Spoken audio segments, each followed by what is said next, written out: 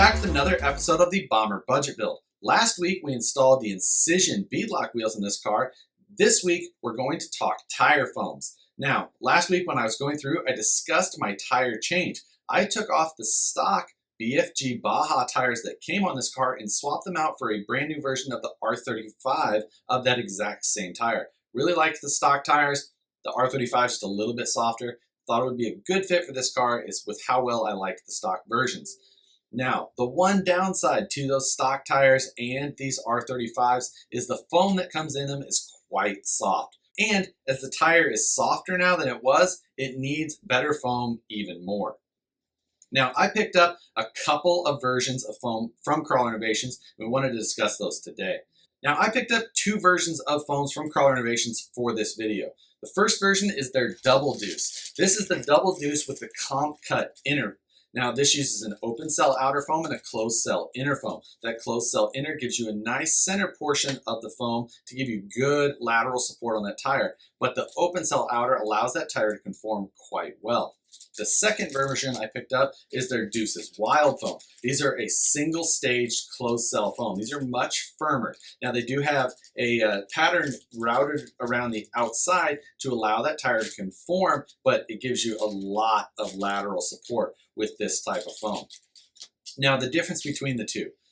The single stage closed cell, I really do like running those when I'm in kind of just a bashing type of mode with whatever car I'm going for. I've ran them in TTC trucks before. I did like them in that situation.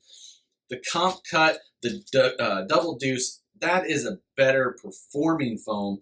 Gives you less bounce, gives you more tire conforming. In the end, that's the foam that I'm going to run on this car.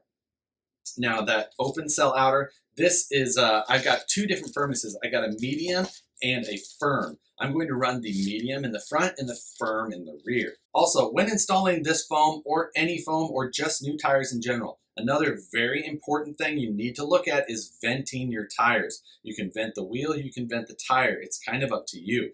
But venting your tires is very important. Leaving those tires sealed up is going to cause a lot of extra bounce, and it will not allow you to tune the foam as you need to get the most performance out of your tire. Now, if you decide not to vent your tire because you don't want to get water trapped into it or something like that, that's a decision you can make if that is the benefit that you're looking for. However, you are going to give up performance. It's just the way it is. This isn't full size. You can't keep those tires sealed and get optimum performance out of your tire. If it's the way you like to run, that's one thing. But if you want the most out of your tires, vent your tires. Now the method I use for venting my tires is I use a leather punch and I punch 3 1/8-inch size holes 120 degrees apart from each other around the tire. Works out pretty well. I don't run in much water, and if I do, usually it's able to get back out as it slings around that tire, so you don't end up with too much water ever inside your foams. After Axial Fest, I don't have any water inside these foams at all, even after the little bit of water that we did run through while we were there. Now, the installation of these foams is insanely straightforward. It's exactly like we showed last week. So what I'm going to do this week is I'm going to actually install one set of the closed cell and one set of the open cell and closed cell combination in one of these tires, just trying to give you guys a little bit of a feel for exactly what goes on, just to give you the best knowledge that you can get when trying to choose if you're more for bashing or you're more for all-out performance. Now, in front of me here, I have the 3 combinations of tires and foam. On your left, you'll see this tire and wheel has the foam that comes with these R35 tires. This is the same foam that you'll find inside of your stock tires as well. The next is the 2-stage foam from Crawler Innovation. And lastly, we have the single stage. Outside of the tire, this is what these 3 type of foams look like. Of course, you're used to seeing this one. Very little support with these, very soft. The next one is the Crawler Innovation 2-stage. Again, that's got an open cell outer foam and a closed cell inner. The inner foam does, again, have that ribbing around the outside to allow the center of that tire to conform around that portion a little bit more than on the outside. And lastly, we have just the single stage foam from Crawler Innovations. And again, this is a much firmer foam, again, with that outer pattern routed on it to allow more conforming of the tire through the center portion.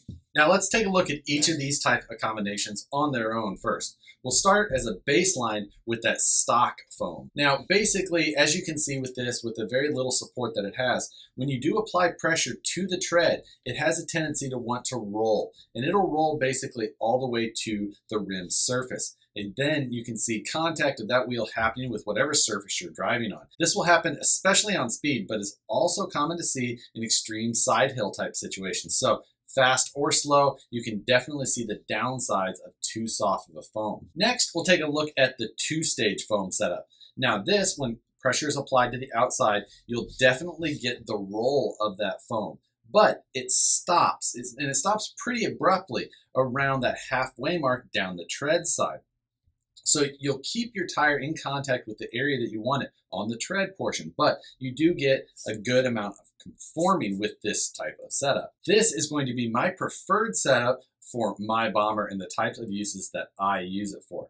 I like to really do the ledge climbs. I do a little bit of slow, but this type of setup in ledges, you don't get too much bounce when you really hit those rock faces and try and get up them. That's why this is the type of setup that I'm going to run in this car. Lastly, we're looking at the single stage.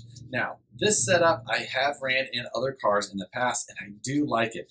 I wouldn't mind running it in this car, but for some of the uses that I really plan on with this, I think that I'm going to be better off with the two-stage setup. Now, this setup really does give you a nice flat profile to your tire, which is a bonus. You do get a lot of contact in that way. As far as lateral support goes, you're not going to find anything with more lateral support than this type of foam setup.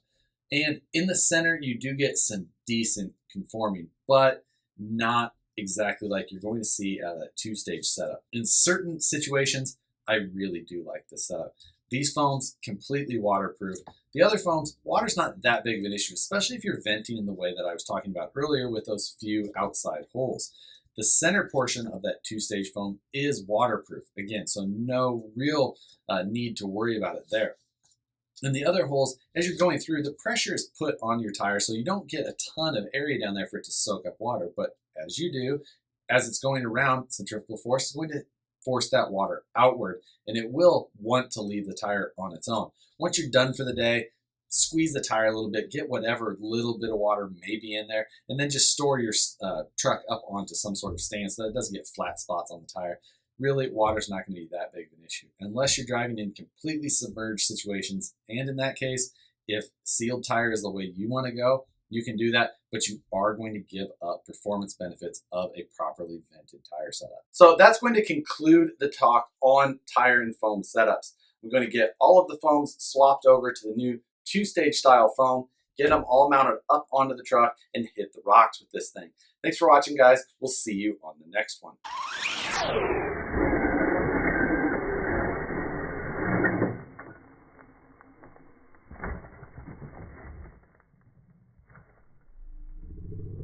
Well, that was sick.